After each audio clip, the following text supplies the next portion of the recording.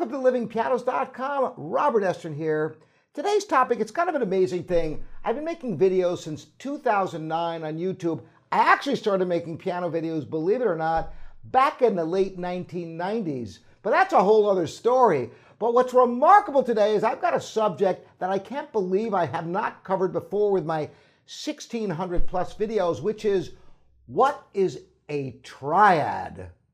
A triad is the most basic chord that exists in music, and I'm going to break it down for you so you'll have a keen understanding of what a triad is.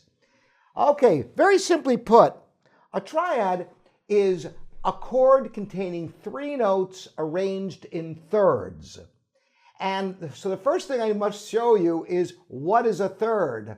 Well, scales are built diatonically. That means intervals of a second. So every note of a scale is a second apart.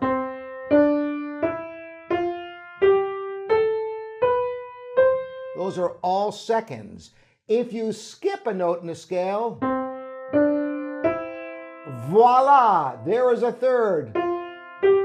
Anytime you skip a note in a scale, it's a third. In fact, anytime you go from one letter and skip a letter and go to another letter, that is some type of third.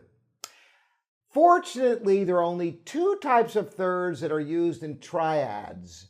And by the way, there's only 2 types of thirds that are used in the vast majority of chords. Believe it or not, even sophisticated chords with 9ths, 11ths, and 13ths, sharp with 11, and all these crazy chords, they can all be broken down to thirds. Fundamentally, you've got 2 types of thirds, major thirds and minor thirds. And to make things easy for you, I'm going to show you what they are in the simplest possible terms. Once again, there are always 2 letters that are separated by another letter. And a major third is a total of 4 half steps. So if you start on middle C, count it up. 1, 2, 3, 4.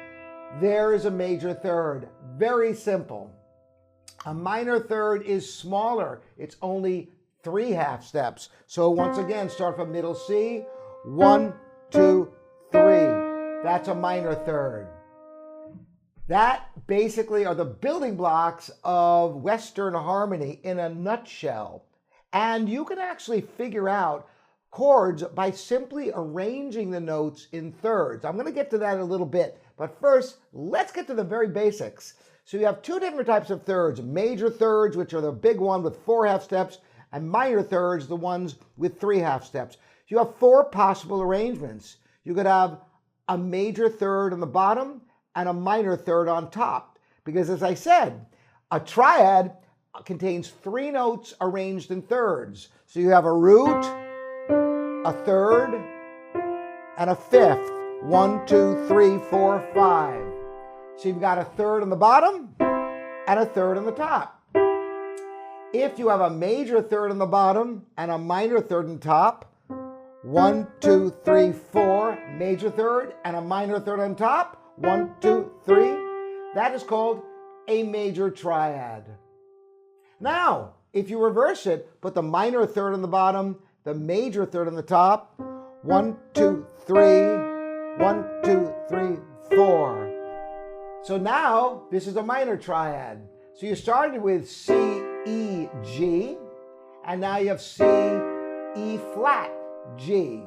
Could you call that D sharp? No. Why? Because all chords are spelled in thirds. Triads are built in thirds, and thirds must skip every other letter. So you must call this C, E flat, G. So now you're probably second guessing what's coming. That's right. If you have 2 minor thirds, that's a diminished triad. 1, 2, 3, 1, 2, 3. C, E flat, G flat. Now, why is it called a diminished triad? Because the 5th has become diminished. Instead of the perfect 5th, which is the 5th note of the scale, it's now a half step smaller. So now you've got a diminished triad with 2 minor thirds, and finally 2 major thirds. 1, 2, 3, 4. 1, 2, 3, 4. C, E, G sharp. And once again, this is called an augmented triad because the fifth has become augmented. Instead of C to G, the perfect fifth, the fifth note of the scale, it's become augmented. It's become larger by a half step. That is everything you need to know about triads in a nutshell. Now, here's where it gets interesting. If you had, for example, a C sharp major triad, C sharp, 1, 2, 3, 4, 1, 2, 3. Major triad, once again, major third in the bottom, minor third on top. C sharp, and what is this note? Is that F? Well, it can't be F because I mentioned at the very beginning, triads are built on thirds. Thirds must skip every letter. So C sharp, this has to be an E sharp. That's right. And you might wonder, E sharp, why would it be spelled that way? Wouldn't that be confusing?